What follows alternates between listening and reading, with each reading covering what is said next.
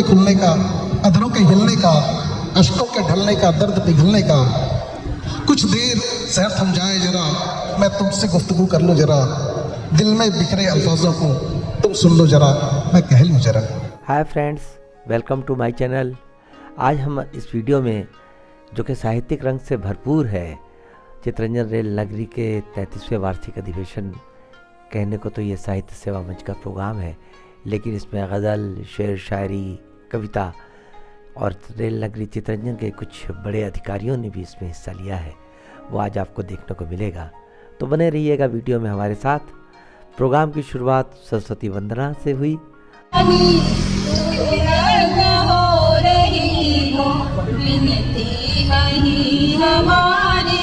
क्यों माँ तू सुन रही हो, हम तेरे बार कब से मिलती सुना रहे हैं, चरणों में तेरे माता हम सर झुका रहे हैं। माँ शारदे कहा तू लीला बजा रही हो, किस नंदुदान से तू जग को लुभा रही हो। ज्ञान तुम हमारा माँ शीघ्र दूर कर दो, विज्ञान शूद्र हमें माँ शारदा तू कर दे। पालक सभी जगत की सिद्ध मात है तुम्हारे, प्राणों से प्रिय हम हैं तेरे पुत्र सब दुलारे। हमको दयामयी तुम मेरे गोद में बढ़ाओ, अमृत जगत का हमको माँ शारदे खिलाओ। तो चिंगारी बनकर सामने आप देख रहे हैं श्री बिपिन लाल जी को, साहित्य सेवा मंच के संस्थापक में से एक, और एक बहुत अच्छे उनका योगदान रहा है।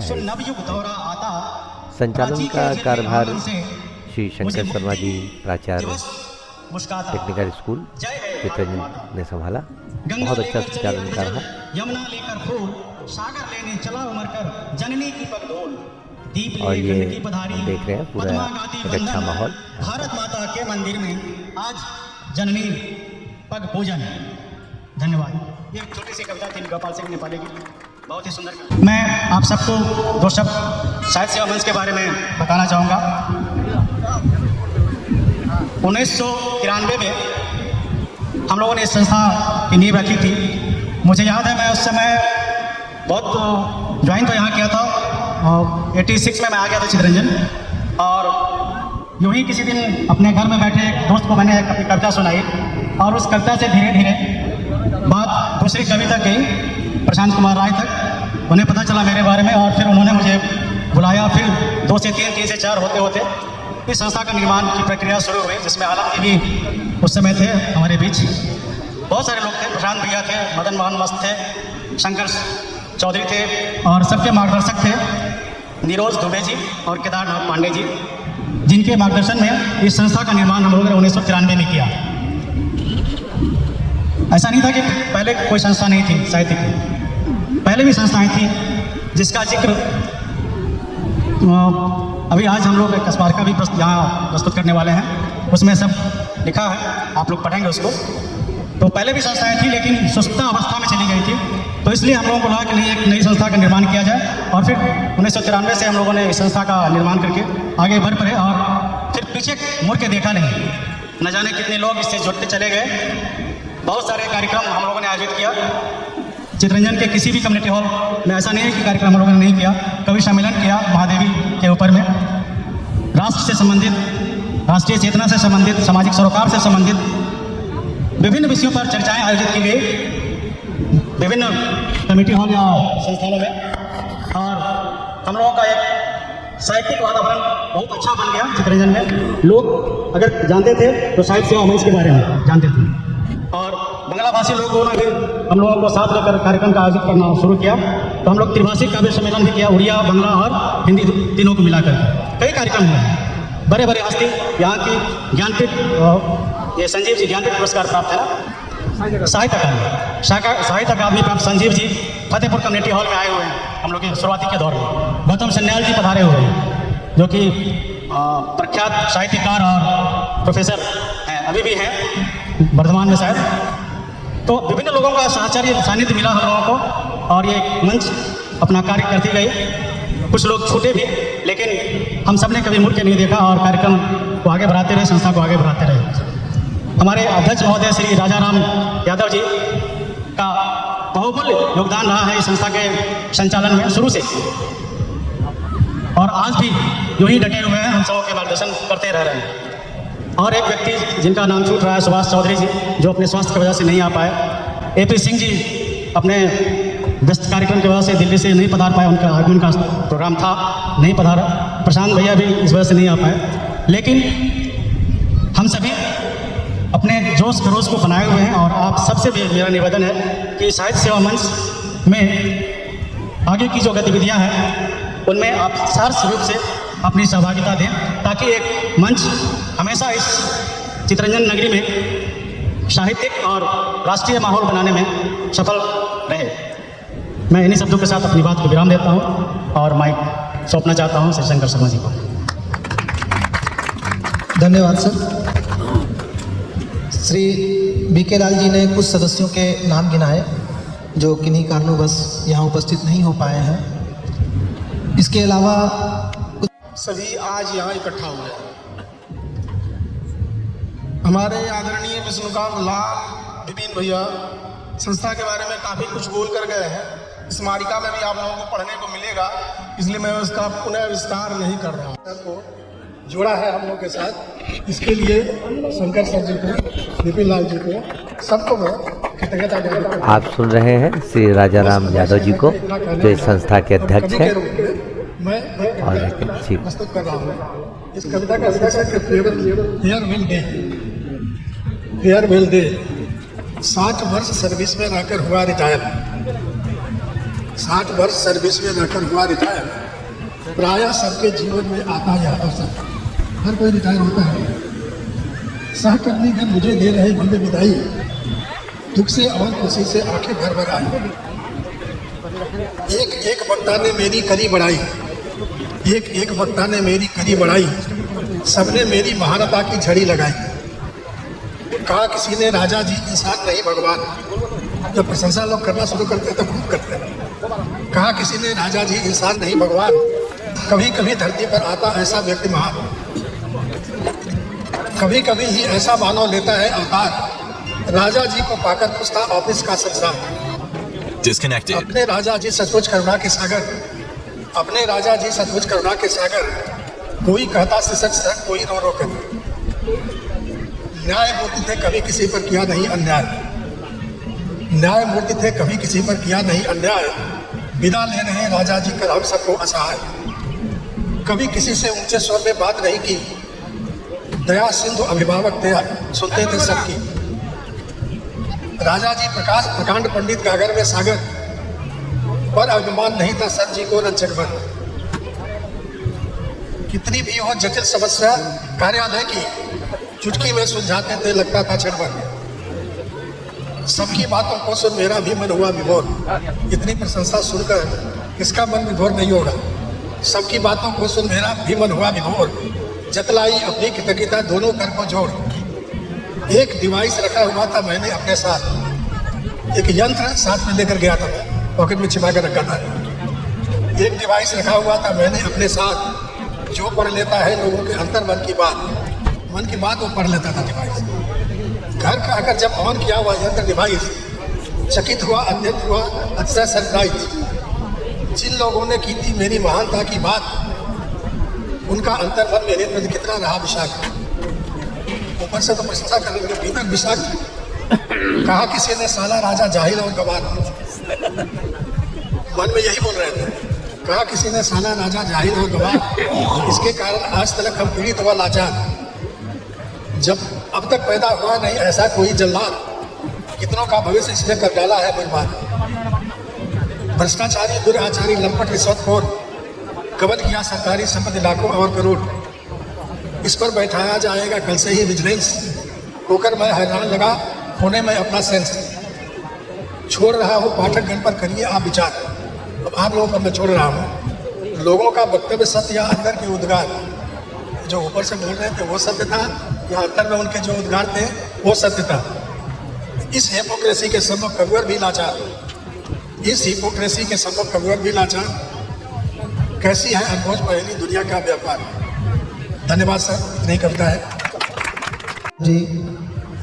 जोरदार तालियों से उनका उत्साहवर्धन किया जाए।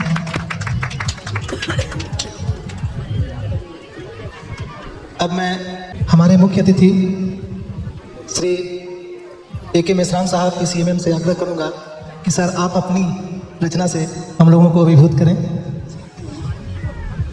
हेलो, पहले तो मैं साहित्य सेवा मंच के सभी पदाधिकारियों को और सदस्यों को बहुत बहुत शुभकामनाएं देता हूँ।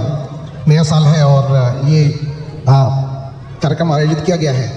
बल्कि मैं तो जब मेरे पास में आए थे इस बात की सूचना देने के लिए और आमंत्रित करने के लिए, तो मैं कह रहा था कि ये तो बहुत ही अच्छी बात है कि चितरंजन में एक साहित्य सेवा संस्था के नाम से कोई संस्था मौजूद है।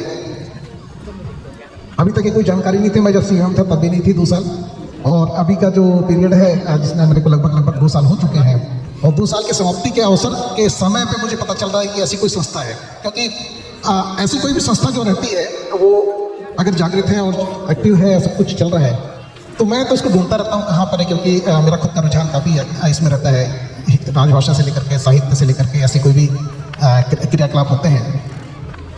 चलो बहुत दिनों बाद हुआ, लेकिन मैं समझता हूँ कि ये संस्था को ग्रो करना चाहिए और आगे बढ़ना चाहिए। जैसे अध्यक्ष महोदय जी ने कहा कि यहाँ पर जो संस्था का थोड़ा सा पुनर्जीवन टाइप का हुआ है, मेरे खुद के विचार ऐसे हैं कि ये कोई भी संस्था जो है उसमें जब तक दूसरों का आगमन नहीं होता, लोग बाग बाहर से नहीं जुड़ते, तब तक कि वो संस्था जो है धीरे धीरे करके मतलब अपनी मान्यता खोती जाती है।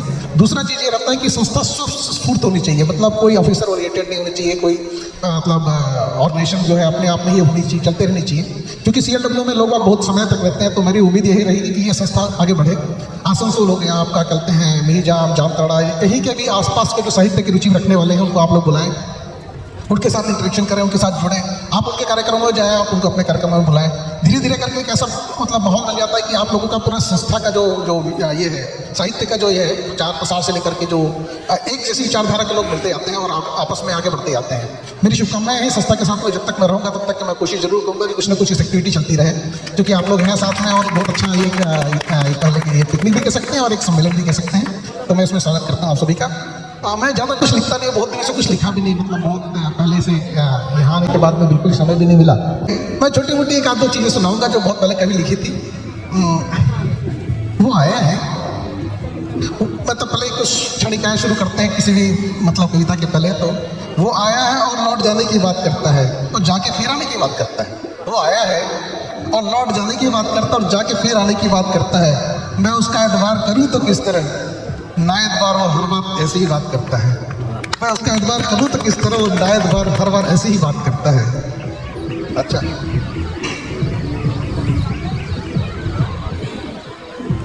एक और ऐसी छोटी क्षणिक एक है, दो पंक्तियां हैं। मुझसे वादा तो करता है महफिल में मगर, मुझसे वादा तो करता है महफिल में मगर, रूबरू मिलता है तो होकर जाता है। मुझसे वादा तो करता है महफिल में मगर, रूबरू मिलता है तो होकर जाता है। उसका कोई ईमान नहीं है शायद, जिधर मतलब सदैव उधर निकल जाता है।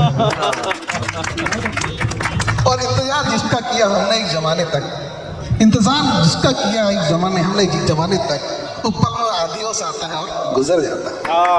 Thank you. ये कुछ छोटी मोटी क्षणिकाएँ हैं, छोटी मोटी मतलब 2 पंक्तियाँ हैं। फुर्सत के हम पल आज यहाँ बिता रहे हैं अजय नदी के किनारे। मैं शायद इस कविता को भी सुना चुका हूँ, क्योंकि मैं लेके नहीं आया जो सुनाना चाहता था, जो सीधा आ गया मैं। बट मैं फिर सुनना चाहता था कि ऐसे फुर्सत के पल चितरंजन में बहुत अच्छे लगते हैं। आप चितरंजन की जो वादियाँ हैं और मतलब झीलें हैं, पहाड़ियाँ हैं और नदी है, सबको देखते हुए ऐसा लगता है कि आराम से बैठो, ये फुर्सत के दिन बिताओ। तो ऐसा ही कुछ पलों में जब हम तन्हाई में बैठे हों, किसी बात का मतलब कोई ये ना हो, कोई कहीं जाना ना हो, सिर्फ एक इंतज़ार हो। इंतज़ार कुछ इस तरह जैसे कहीं बैठे रहें नदी के किनारे और शाम ढलने लगे, या किसी सागर के किनारे, तो कुछ वैसी बातें हो जैसे हम कुछ कहना तो चाहते हैं पर खामोशी हो। ऐसी एक ख्यालात कुछ निकल आए थे।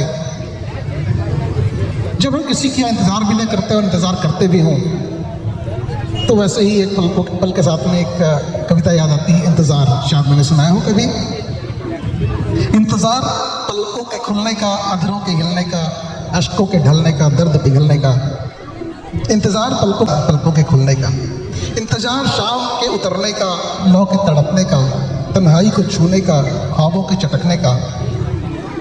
इंतज़ार शाम के उतरने का, लौ के तड़पने का, तन्हाई को छूने का, ख्वाबों के चटकने का। ये लम्हे बीत न जाए कहीं, ये सांसें बीत न जाए कहीं, इन प्रीत के महके फूलों को तुम चुन लो जरा, मैं चुन लो जरा। इंतज़ार लम्हों के लहरों के थमने का। सागर किनारे बैठे हो कभी ऐसे ही कुछ इंतज़ार होता है कि इंतज़ार लहरों के थमने का, सूरज के ढलने का, पंछियों के लौटने का, रात के उतरने का। एक सागर सा कोई ख्वाब जगे, भीगे पाँव में रेत गिरे, सपने यादों के फाहों को तुम बुन लो जरा, मैं बुन लो जरा। इंतज़ार पलकों के खुलने का, अधरों के हिलने का, अश्कों के ढलने का, दर्द पिघलने का। बहुत बहुत शुक्रिया, बहुत बहुत धन्यवाद। धन्यवाद सर। मेरी कविता का शीर्षक है जय बोलो भारत माता की। अजय धारा को समर्पित किया है मैंने। विश्व शांति का संदेश दिया वह बुद्ध हमारी शान है। विश्व शांति का संदेश दिया वह बुद्ध हमारी शान है। इसी धरती पर धर्म कर्म की भागवत का ज्ञान है। ईद, दशहरा या क्रिसमस हो या गुरु पर्व का मान हो, है धर्म अलग, है जात अलग, पर तुम हम सबकी प्राण हो। अनेकता में एकता भारत का अभिमान है। जय बोलो भारत माता की, तेरा ही गुणगान है। तेरे गर्भ से जन्म लिया वह सनातनी पहचान है। बुद्ध जैन सिखों का उद्भव, महिमा तेरी महान है। सर्वधर्म संभाव की तेरी संस्कृति पर हमें गुमान है। जय बोलो भारत माता की, तेरा ही गुणगान है। तक्षशिला, जगतदला, नालंदा ज्ञान कुंज कहलाता है। LOC पर शारदा पीठ भी अपनी गाथा गाता है। LOC पर एक शारदा पीठ बहुत विख्यात विश्वविद्यालय था। विश्व गुरु भारत की जग में अपनी ही पहचान है। जय बोलो भारत माता की, तेरा ही गुणगान है। महाराणा गुरु गोविंद सिंह से वीर तुम्हारी शान है। आक्रांताओं को धूल चटा दे वह पृथ्वीराज चौहान है। तेरे आन बान की खातिर हर मस्तक कुर्बान है। जय बोलो भारत माता की, तेरा ही गुणगान है। जब तुर्की की धरती डोली, ऑपरेशन दोस्त वरदान है। ऑपरेशन दोस्त भारत ने चलाया था। जब तुर्की की धरती डोली, ऑपरेशन दोस्त वरदान है। म्यांमार के साइक्लोन में ऑपरेशन करुणा का दान है। वसुधैव कुटुंबकम, हम सब इसकी संतान है। जय बोलो भारत माता की, तेरा ही गुणगान है। श्री राम का यह संदेशा, अल्लाह का यह पैगाम है। मानवता जो सिखलाए, धर्म तो वही महान है। धर्म पूछकर हत्या कर दे वह असली शैतान है। जय बोलो भारत माता की, तेरा ही गुणगान है। हम लोगों ने देखा कश्मीर में जो घटना घटी है उसी संदर्भ में है। पुलवामा हो, पहलगाम हो या 26 नवंबर की शाम हो, हर आतंकी को जहन्नुम पहुंचाने का इंतजाम हो। सटे साठ्यम समाचरे, आतंकी का अंजाम है। जय बोलो भारत माता की, तेरा ही गुणगान है।